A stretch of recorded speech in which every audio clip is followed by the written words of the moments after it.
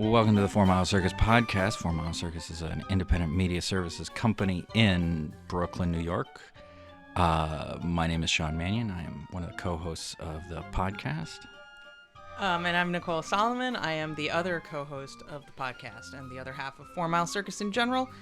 And on today's episode of the 4 Mile Circus podcast, we are talking to Shawn Setaro, who is a writer for outlets such as Forbes, Complex, the Sondheim Review, and many. Most proud of that one, I gotta say. So I mentioned it, and amongst many other publications, websites, etc. He's also a musician. He wrote the award-winning score to a little film we like to call Small Talk. That's not actually the name, though. It's 1-900-KILL-YOU if you're on VHS. If you're cool, you're cool, it's 1-900-KILL-YOU. And he also wrote the music for our new Tips video series that you can check out on YouTube, where Shawn Mannion and I share social media tips set to the sweet tunes created by Shawn Setaro. And perhaps most notably, though, Shawn Setaro is also the host of the acclaimed hip-hop podcast, The Cipher, and we're going to talk to him a little bit today about that and how he uses social media and all that good stuff. But first, I think Shawn Mannion maybe has a social media tip. I do, but I think you forgot probably the most important thing about Shawn, which is whenever we're interviewing anybody or having a conversation where both Nicole and I are in the room and she says, other Shawn, this is other Shawn. There was an analog to this in my life for a while, so I'm glad that Nicole has to deal with this now, because for a while I had a coworker named Nicole. I remember this well. And so, whenever 90% of the time for probably a year when I mentioned a woman's name, it was Nicole. And so it was either, this Nicole or the other one. It created a lot of confusion. Some people thought I was that Nicole, and I had a much better job than I actually did. Hi, Nicole Solomon, if you happen to be listening. So there's all sorts of others. There's history here. That's uncomfortable. Yeah, I don't know. All right, so I've got a social media tip. Yeah. And I am gonna actually I'm gonna read it because I can't remember most of it because I was on set until 3 a.m. Sure you were. Okay, I was just wandering the streets. Anyway, so let's talk about exclusive time-bound content. Ooh. It's fancy. So with Instagram Stories, Instagram Live, and platforms like Snapchat, you can offer followers a unique experience for being your follower now that they wouldn't have if they became your follower tomorrow. So it's incentive for the now. With Instagram Stories and Snapchat Stories, you can offer content to your followers that's going to disappear after 24 hours and be unavailable to anyone who happens to follow you after that period. It provides an incentive for that following you right now, or being a consistent follower who's consistently consuming what you're putting out there. You can offer unique glimpses at your work, whether you're a band or a filmmaker, or a painter, or a comedian, or a brand of any kind. You can just give whether it's behind the scenes, or if you're a band, maybe you want to share like a snippet of a song that you guys are in the middle of recording, or you're a filmmaker, you want to show, oh, here's a bit of a scene that we're working on right now. A comedian, maybe you want to share a joke that otherwise people would only get to see if you're standing on stage or whatever. And then with features like Instagram Live, that urgency is ratcheted up because Instagram Live is only available live. It doesn't save it. It doesn't. If the only way people are going to be able to see it is if they're watching it right as you're sharing it. And so this can be used to give really exclusive access to the dedicated fans of your content, including any number of things that you might not otherwise want to be like out there in the world because they're maybe not ready for prime time yet, whether it's again like a song that you guys are just working out or a scene. You could do a live Q&A if you have that kind of following. Or otherwise, you're just sharing part of the process that you don't have to worry about being permanently part of the record of your online existence.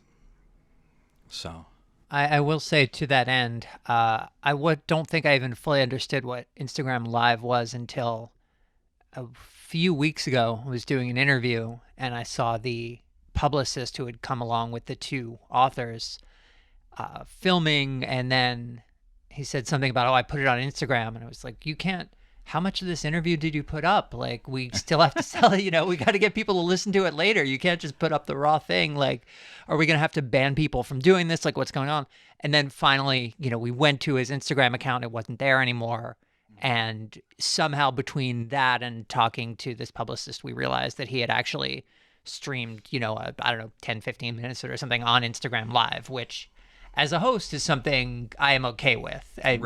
Were 20 minutes or 30 minutes of an interview to be posted by the artist as it was happening, I would sort of feel a way about it because, I still want people to listen to it in 3 weeks when it comes out or whatever. But I think the Instagram Live thing adds, hopefully, a level of interest and can act as a teaser. I've noticed several people do variations of that in a interview setting. Yeah.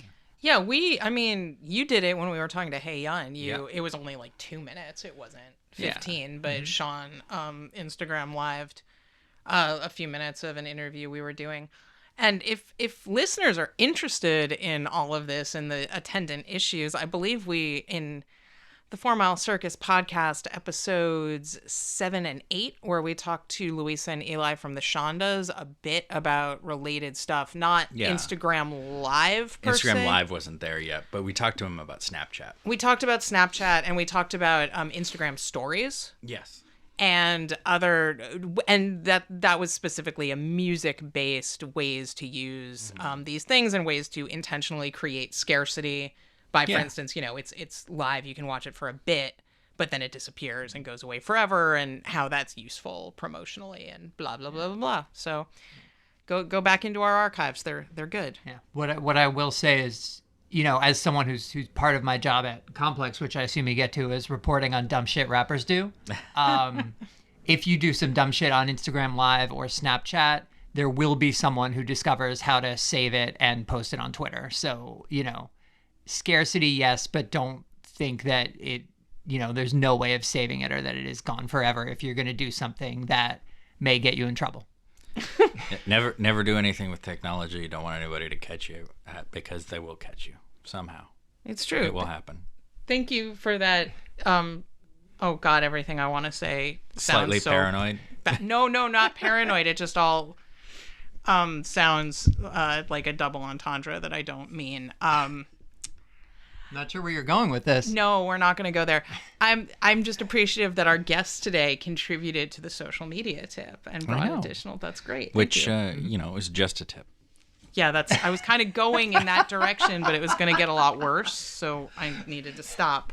Well, we just released the Lisa and Levi episode, and that was like the first half of that episode was making that joke. Yeah. So. And what a good joke it is. It's just a great joke. So, thank you for that tip, Shawn Mannion. And moving forward, do you have more to say? No. Can we move into the interview? Can we interview our guest, other Shawn? Okay, I'll allow it. On our new podcast, Too Many Shawns. That's the podcast I live in. Too many Shawn. Too many Shawns. I don't remember. Takes a lot to make a Shawn. Especially with me and Shawn. Get it? Because everyone's uncomfortable now. All right, moving on. All right. So, Shawn Setaro. Yes. You're the host of The Cipher. I am. Can you tell us, what is The Cipher? The Cipher is a podcast that talks to the most interesting people in hip-hop and culture. Basically, it is an interview show where we try to ask people in hip-hop culture, broadly defined, stuff that they haven't been asked before. Talk to them about their work and their lives in new ways and get at, as a sort of a large form project, a kind of history of hip hop culture, which is, the history of 20th and 21st century America. Good answer. It's almost like people have asked you about this before. Once or twice.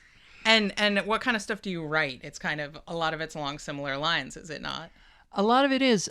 My main writing these days is I have a regular column at Forbes.com. You can check that out, which is, music business, as my editors like to joke, as long as I can put a $sign in the headline. I have pretty free reign. And it's mostly hip hop business, but sometimes it'll be, rock or other music business oriented. A lot of times it's actual talking to people and interviews about people who are doing cool things, whether it's, producers who are, doing high profile, innovative things, or, someone gets is getting a publishing deal. I just did a piece about the producer Just Blaze and his first publishing deal.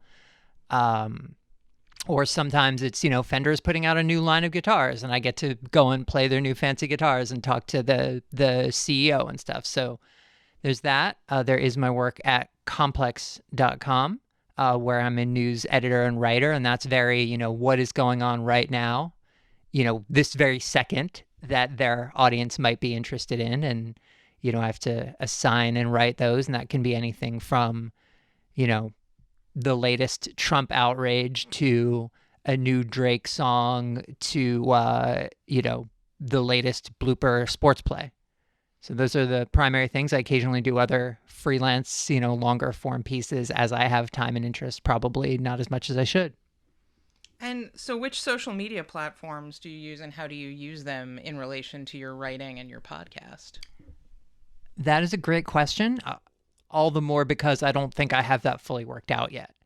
There are sort of two main identities on most platforms that I have. One is me, and that I try to keep, I will use it to promote some of my writing. I will definitely use it to promote the podcast.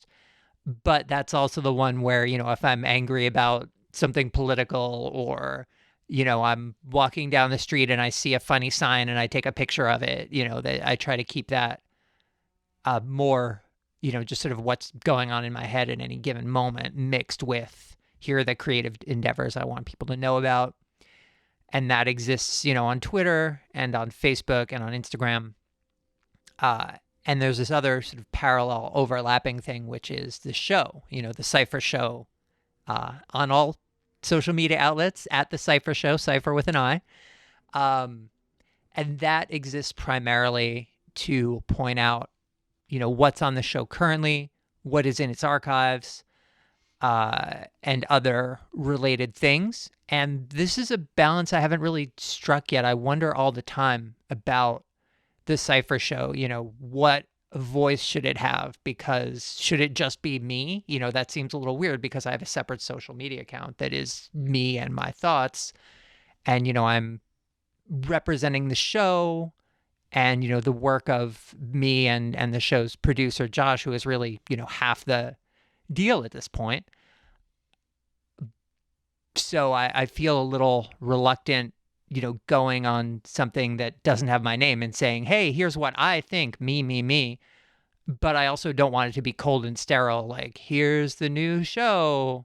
Here's last week's show. Here's the show from 3 weeks ago. Maybe you missed it, guys. And so I feel maybe sometimes I err a little bit towards that, but I don't know if I found a comfortable balance. Well, how do you and Josh divide up promotional work on social media? And also, so you're on Twitter, you said, and what else? Twitter and Instagram and Facebook. Josh has very much taken to Facebook. I will post on there occasionally, but he is largely the one who does that. And who posts as the Cipher show. Posts as the Cipher on Facebook.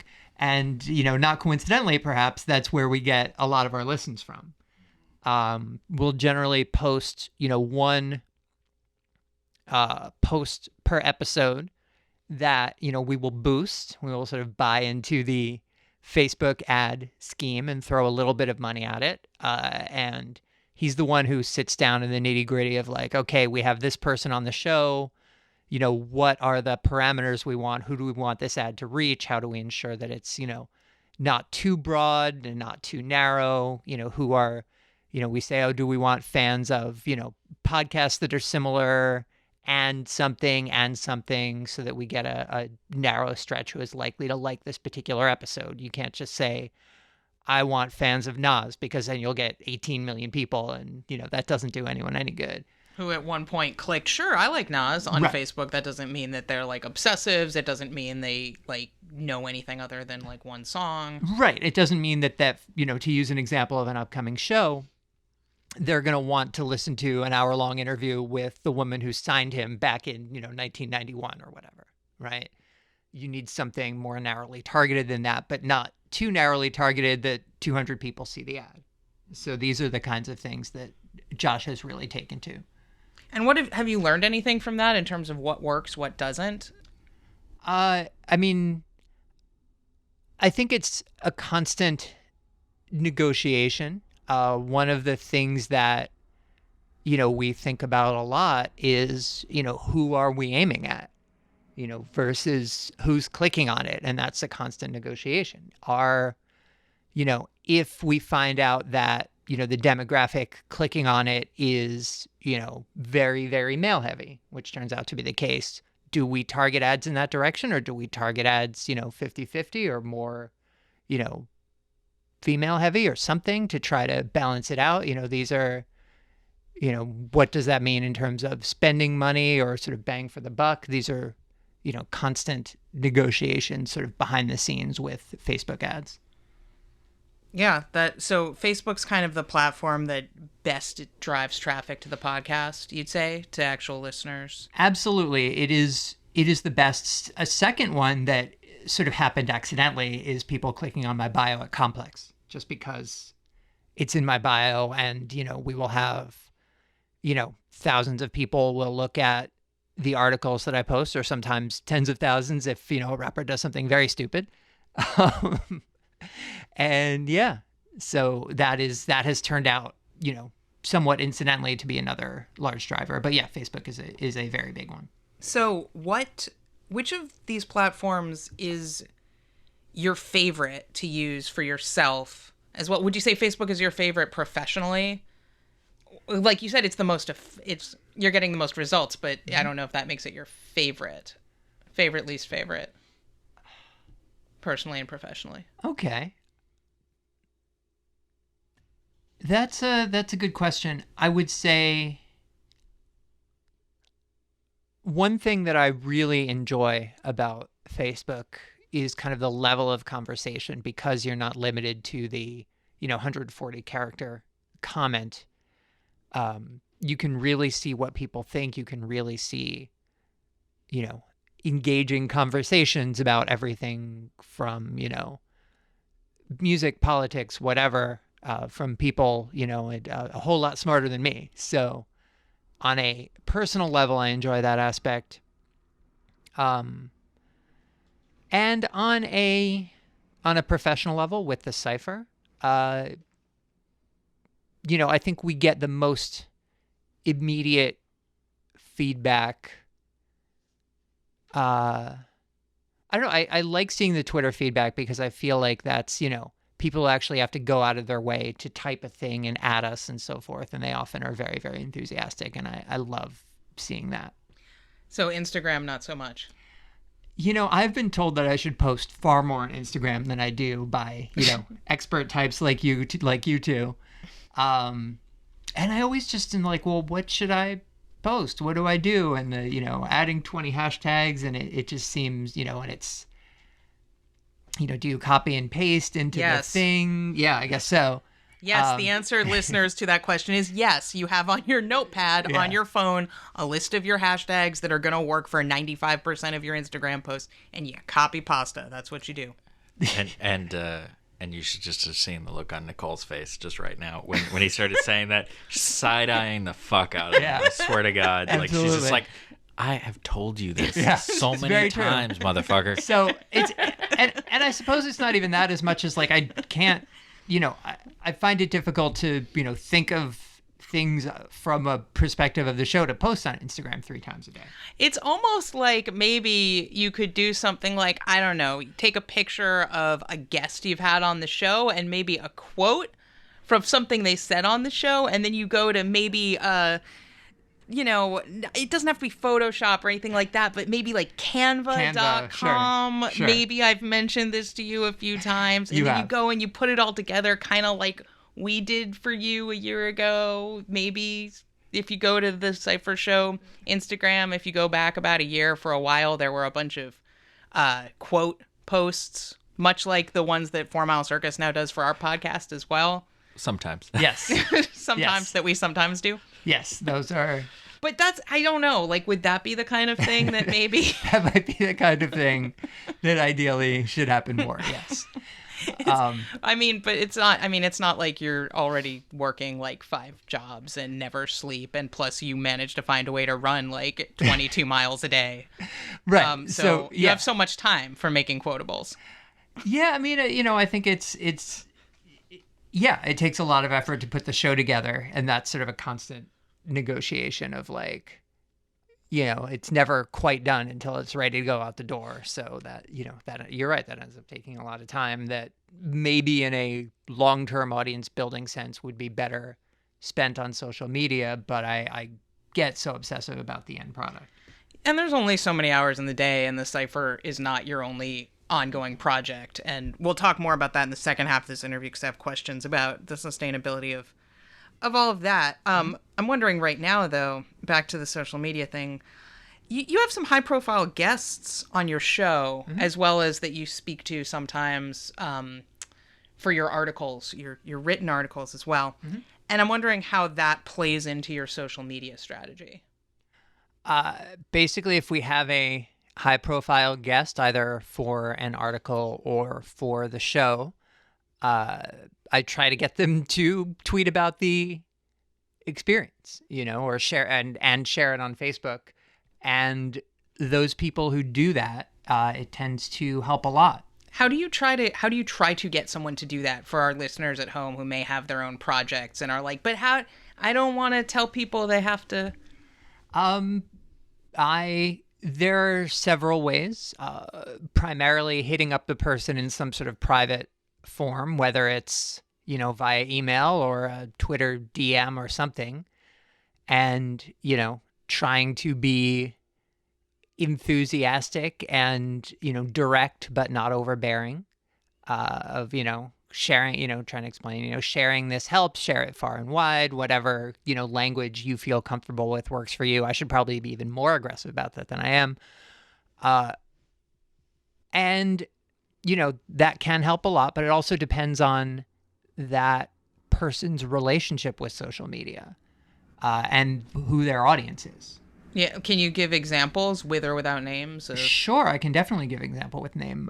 One of our most popular episodes of all time is with the rapper Joe Budden, who, by record sales or whatever, is nowhere near, a Nas or RZA or, some of the other, popular guests we've had. But it's one of our most popular episodes of all time because he has, from the very beginning of his career, focused on kind of being an internet personality. He was doing, blog TV and stuff back when that was a thing, and has a podcast, and, is very active on Twitter and all that stuff. So, not only would he tweet about it, but his fans, who are on the internet all the time, heard this interview, heard it was something unusual, and they ended up, in turn, getting turned on to it from him because he tweeted about it. And then they in turn said, wow, this is something really unique from this person, whose life I've been invested in for, 2 years, 5 years, 10 years, and being excited and sharing it themselves. Which is exactly how, in theory, social media is supposed to work, and what makes it so great and such a useful promotional tool. Something that sticks out to me in you talking about that is the key ingredient here, though, is, and for listeners at home who want to create content and have it go viral, or at least be seen or listened to by anybody, you had content that people want. You had a artist who has dedicated fans. Joe Budden has serious fans. He's, high quality guy who's done great work that a lot of people feel strongly about. And you did And reality television. And reality television, which you also talked to him about in that interview. It's a good interview.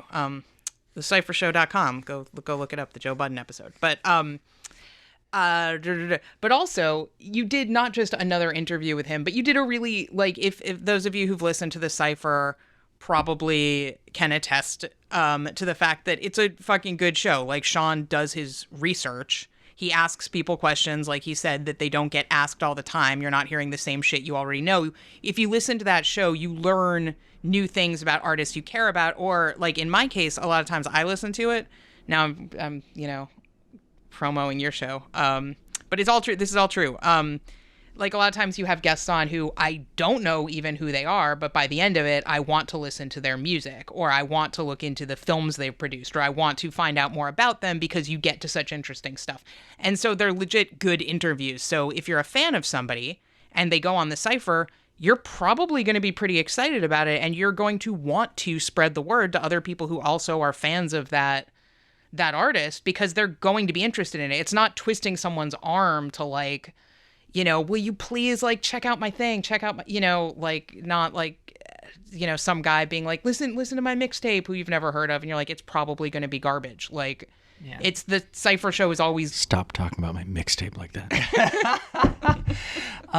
One of my proudest social media moments, in fact, maybe the single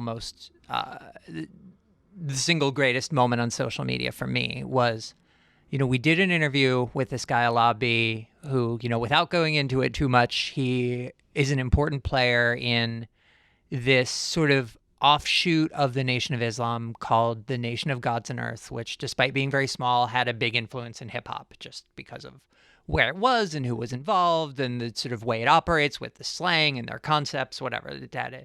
So ended up talking to him, long interview, got a lot of attention. But he, Alabi himself, who was, well into middle age, got a Twitter account specifically to promote that interview and tell people about that interview. Wow. Yeah. Bringing people to the future.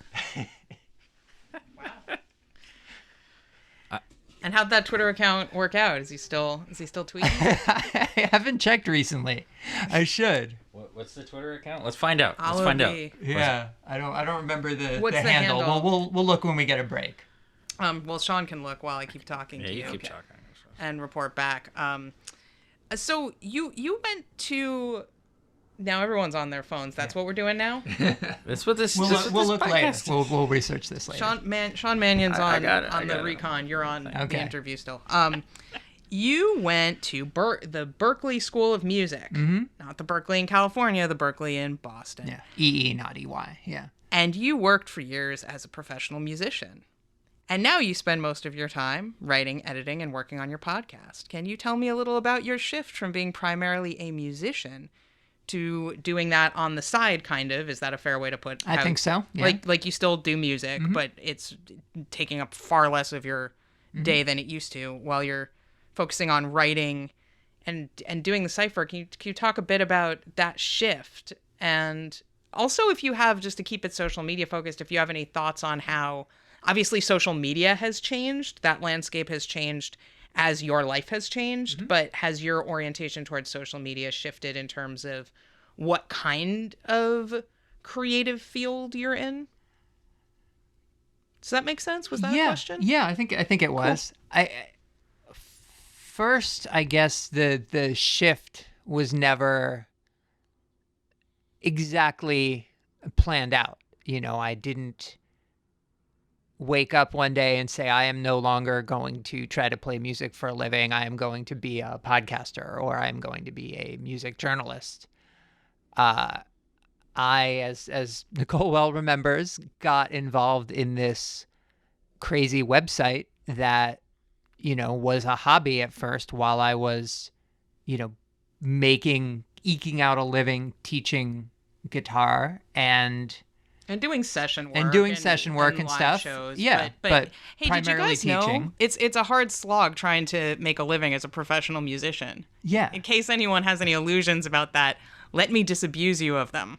So yeah, I was, primarily teaching guitar out in, a School of Rock type place out on Long Island, a couple days a week, and freelancing other stuff, and doing this, rap music website as a hobby. And I got in early enough that it became a job at some point after a couple years. And by the time that wound down, I was just kind of so ensconced in this world of, sort of the hip hop industry, broadly speaking, that staying there just kind of made sense. Okay. Yeah. And how do you feel about it though? Because you're into this. You made it sound so like dry, like, well, I guess I'm just here now, and that's not really. No, I love it, and I feel, it. Had it been a miserable experience, I wouldn't have stayed with it, and I would have continued doing what I was doing. But no, I think it's wonderful. It's a new set of challenges, and I'm, really feel uniquely suited to aspects of what I do now. How so? I think the show, the Cipher, is kind of just an outgrowth of a crying cat. Yeah, sorry. The real guest has arrived. Yeah, is an outgrowth of how I think about stuff and how I interact with the world, and that like if I'm talking to someone, I in general in situations I want to feel like I'm prepared. This was true in music as well. I hated showing up for rehearsals if I didn't know the songs or whatever. So, if I'm talking to a guest, I want to feel as prepared as possible. And that lends itself to a different kind of conversation than, we show up and just kind of chat a little bit. So a little different from our conversation today, perhaps. And that's just me. There is no value judgment at all. It's just how I deal with stuff. And I create the kind of show that I like. And I think, because of that, I'm sort of uniquely suited to do it. What kind of show do you like? One that, focuses, I think, primarily on people's work rather than, being so focused on, gossip or, funny anecdotes or, so you ran into a more famous person than you one time. What was that like? Yeah, well, that's just a shitty interview. If you're like, hey, so you've met more famous people than yourself. Let's talk about them. Right. Like, that's right. That's not. Right. It's a good way to get guests to not want to come back, though. Yes, definitely. But so have you noticed a shift, though, in how you use social media between these careers as a musician versus as a writer, podcast host? Because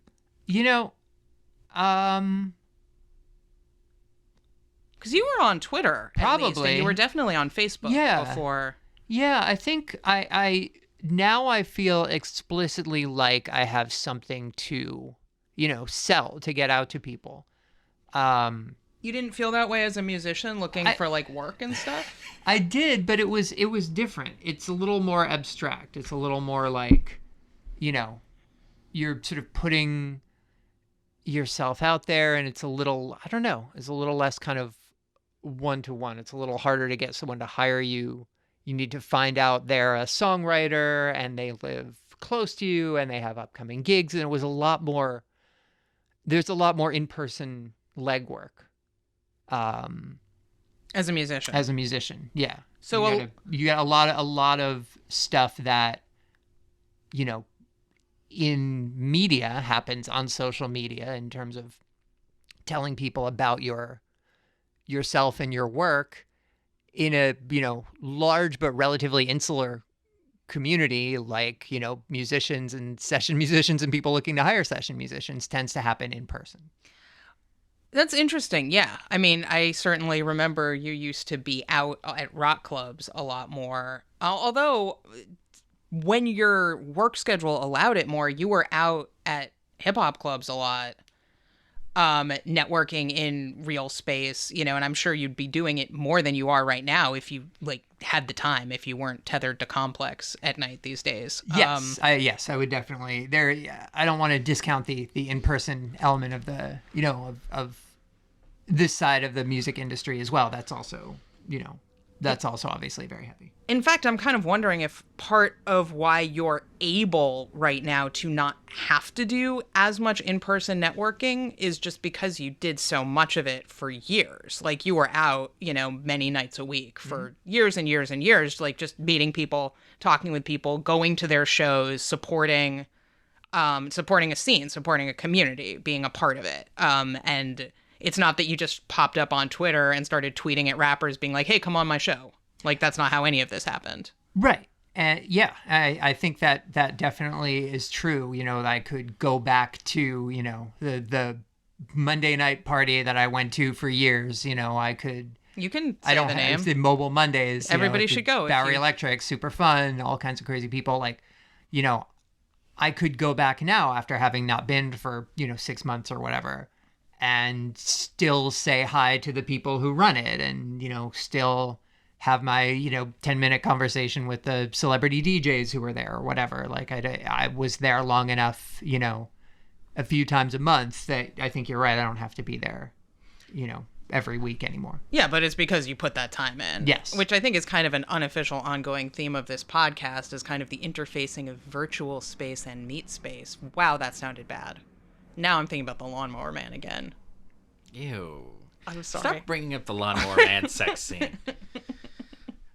I have a dumb question. Because there are no dumb questions. Yes, there are dumb questions. Have you ever taught? There are a lot of damn questions. Oh, he's taught. So why would you say there are no dumb questions if you've taught people before? There are so many dumb questions. Anyway, I'm just joking. I love teaching people or something. So I have a question that is mostly based in that your podcast is outside of my cultural references. Mm-hmm. Like, I am not really a hip hop person. Like, I was one of those stupid people for a while. So like, I don't like hip hop because I'm racist. Like, that's legit. Like, the only reason like people say shit like that is they're like, I don't like country or hip hop because you don't listen to it because you don't like poor people and you don't like black people. That's why you say that. And I'm better now. But anyway, my question is, the hell is a cipher? So it has several different connotations in, hip hop culture, which is sort of part of why we chose it. All of them revolve around a circle. Uh-huh. It can mean, one connotation is just people standing around in a circle rhyming. Okay. Right? That's sort of the most common. And sometimes it doesn't literally have to be in a circle. That's just sort of an image you might have around it. But that actually connects to a second meaning, which is in the Nation of Gods and Earths that I just talked about. Mm-hmm. Part of their code is, the letter O, which is circle. Okay. Is, the cipher, right? Okay. So yeah. It sort of connects back to that. Interesting. And it has come to be a general term for, a conversation about a topic. Okay. So it has that more generic meaning as well. Okay. So yeah, and your logo then has like a whole multiple meaning there because it's the microphone, but it's a circle. I get it. Yeah, that's cool. It's a good logo. It was designed by a good logo designer. That's true. To Drake out of Dallas. Shouts to Drake. Yep, great music producer and logo designer there for many of your needs in that world. I looked up Allah B. First of all, first hit on Google is your podcast interview with him when you put in his name. He has 13 followers on Twitter, so people should really Allah B7. That's ALLAHB7. You should just go follow him. He only has 2 tweets. One is about the podcast episode, and one is in response to Josh, your producer, about the podcast episode, both from last May. But like he's got 13 followers. Like, if you want to follow somebody, maybe you should follow him. Like, obviously he's not going to fill up your timeline with a lot of crap. Definitely. And he was, so speaking of time, was so incredibly generous with his time. Like I called the school that he runs. I'd seen an interview with him and gotten his name, figured out he ran the school, and called him, and he actually talked to me and, went actually to the school and tracked him down. And finally, he was just incredibly generous with his time, which is not, something he needed to do at all. So I was very glad to speak to him and have, nothing but good things to say about him and the law school in Mecca. We're wrapping this up before we're going to play a game in a minute. The game. I know about the game. You don't know about this game. I don't know about this game. You might know about this. Should we do the... Maybe we'll flip save them. for the next episode? Okay. Yeah, those weren't real words that we just communicated. Yep. It was a lot of this gesture that I'm doing, which is this weird two-fingered, like kind of like I'm saying "fuck you" in British or whatever. Right. Kind of.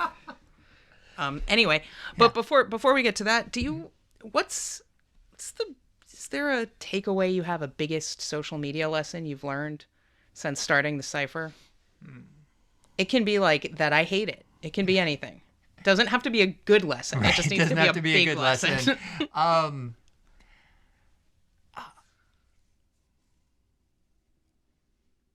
Look for repeat commenters.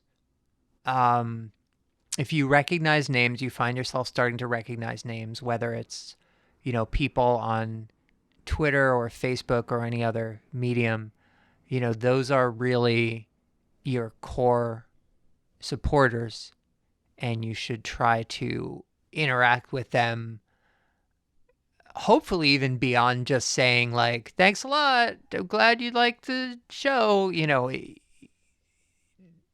I'm not even saying like write them down, but just kind of have a, running list in your head. Try to take note of, this person has, commented or liked stuff a lot. And that is really, those people are very, very important to, at least what I'm doing. Yeah, I mean, I think for anybody who's looking to build an audience, that principle holds true. Mm-hmm. Wouldn't you say, Shawn Mannion? I don't want an audience. Okay, that's good for me to know. You're gonna have to rethink this whole business plan. I've met people who like things that I do. There's enough of them. There's like 3 of them. That's plenty. Okay, so maybe let's play a game then. All right, let's play a game. Before we wrap up this half of the episode, in the next episode of this podcast, we'll be talking to Shawn Setaro again about things like Patreon and making your work sustainable and that sort of thing. But right now, we're just going to play a game. Yeah, let's start with the game that's not really a game. Okay. Let's do favorite things. Favorite things? Favorite things. I gotta Positivity. I gotta pull up my phone for this one for 1 second. Because I got something ready. I was thinking about this. I figured this was coming. Oh, yeah? Oh. That's cheating. I think that's cheating. For shame. Yeah. All right. So, favorite things? Yeah, go for it. Go for All it. right. Oh, I see what your favorite thing is. So, my favorite thing right now is this New York Times article from a couple days ago. Oh, God. By Glenn Thrush and Maggie Haberman called Trump and Staff Rethink Tactics After Stumbles. If you haven't read it, it's been aggregated pretty much everywhere. So, chances are you've at least seen an article about it on Mediaite or Jezebel or, The Independent or whatever.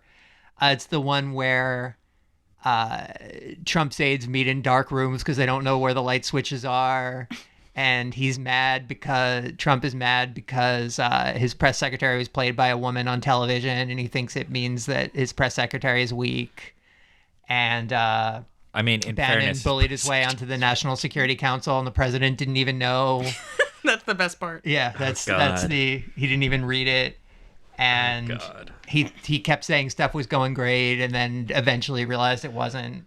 It's like everything's going great. No, it's not. Oh, it's actually really bad. Oh, God, I hope he kills himself. See the flames all around you. Yeah. It's not flames of praise. Yeah, and Reince Priebus, everyone, doesn't want to admit he's a loser and doesn't have any power, even though he doesn't have any power and is a loser. It's great. It's a great piece. There's not much to be happy about with this presidency, but this article made me happy. Well, who knows? This episode's going out in April, so it could be worse. I mean, it could get better. Yeah, so this article is published on February 5th for listeners, just so, whatever hellscape you're living in by the time you listen to this, know that at least for a few days in February, we had some stuff to laugh about. They still won't know how to find the fucking light switch. They just, how do you, it's a light switch. There's got to be one in that room. I know, but those could be big rooms with molding. Right. And art on and then walls. they hide them so it looks classier, probably. Plus, they put up all that new Andrew Jackson shit, so maybe they hung a portrait over a light that's switch. right. They put up a bunch of Andrew Jackson stuff. Yeah. I forget half the things that are awful. It's you can't take it all in, and you can't hold it all. It's too much. Yeah, too bad. No, I agree. I think, in fact, that is my favorite thing is drinking to forget what's going on. I am putting some brewers kids through college right now. Let me tell you. Okay, so your favorite thing is drinking to forget. My favorite thing Do you have another one? Or that's it? I mean, I forgot. No, this is sort of silly, but the other way coping has been watching TV of not necessarily it's bad TV, but it's sort of not particularly good TV. It's sort of mindless. We started watching New Girl with Zooey Deschanel, and she's fine. Her dad's a super good DP. Her mom is very endearing. She's okay. This is an interesting favorite thing. New Girl? Yeah. It's pretty funny. When you don't want to think about it, if you don't want a smart comedy, it's pretty funny. The cast is endearing in their inane quirkiness. They're we're all super quirky, and it's okay, cool.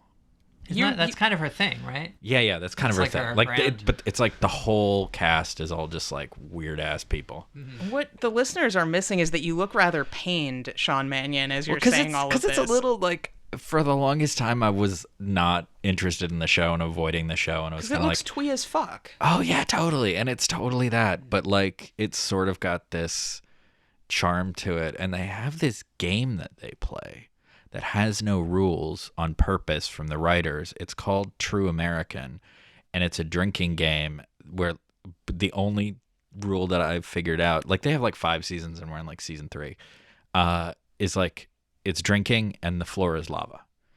And they keep shouting out names of presidents. It's weird. Wait, this is something that's on the show? Yeah. And the characters play it on the show. Yeah. You only see clips of different parts of it. So, So yeah. Okay. So yeah, it's one of those I don't feel like this is a super good show, but it's if you just want something sort of fun, it's fun, and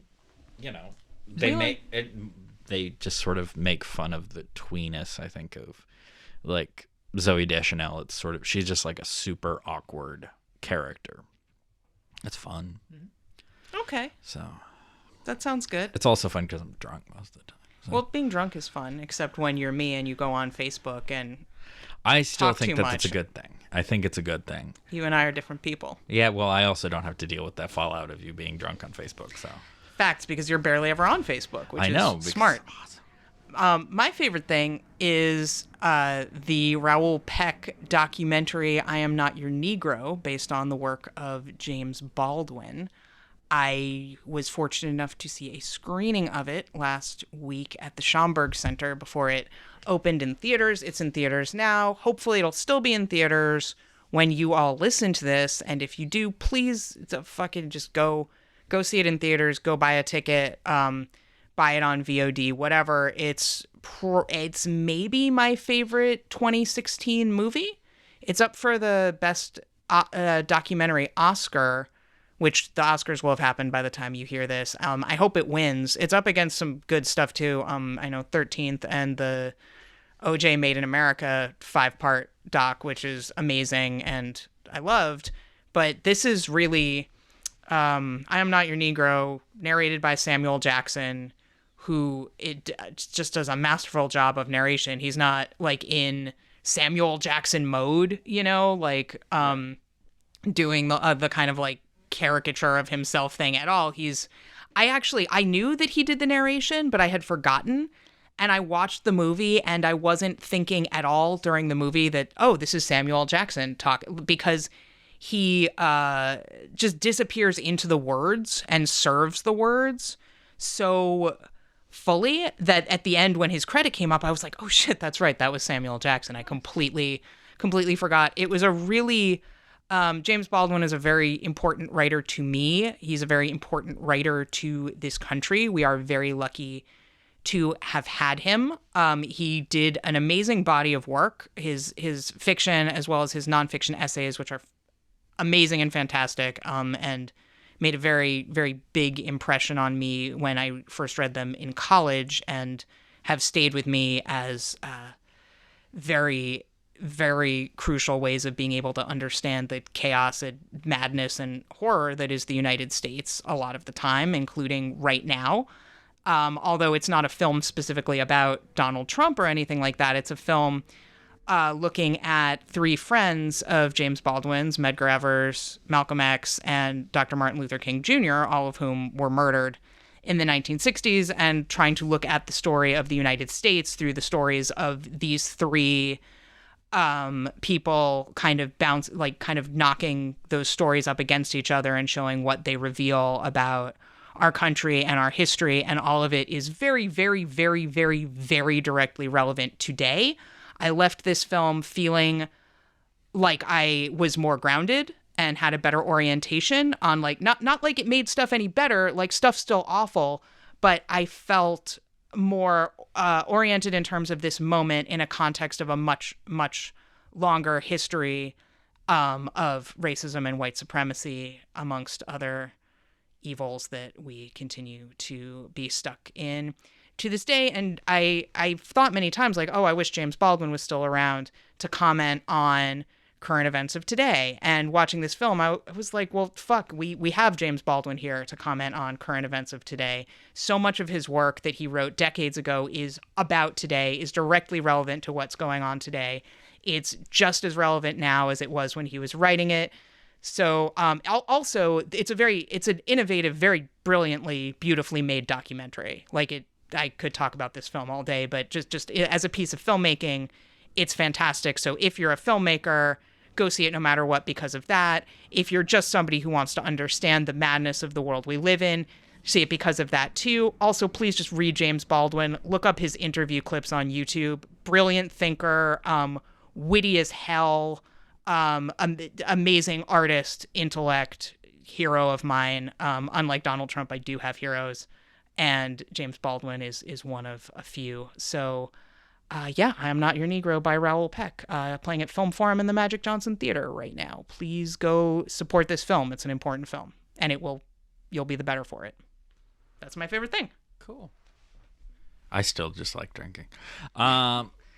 But so that's the end of the show. Where can people find you again, Shawn? You can find anything about the Cipher, our entire past episodes on archives and current show, and anything you want to know about online for free at theciphershow.com. That's Cipher with an I. And at the Cipher Show on Twitter and Facebook and Instagram. And you can find me on Twitter at SameOldShawn. That's SHAWN, like Sean Carter. And we are 4 Mile Circus. That's 4milecircus.com, at 4 Mile Circus on Twitter and Instagram, /4 Mile Circus on Facebook. And we'll talk to you later. I guess. Bye. All right, bye. If you like what you heard, please subscribe on iTunes or your podcast platform of choice, and check out other 4 Mile Circus services and projects at 4milecircus.com, as well as 4 Mile Circus on Facebook, Twitter, and Instagram. Watch our first VOD release, Nicole's award-winning feminist phone sex horror comedy Small Talk, at 4milecircus.com/store,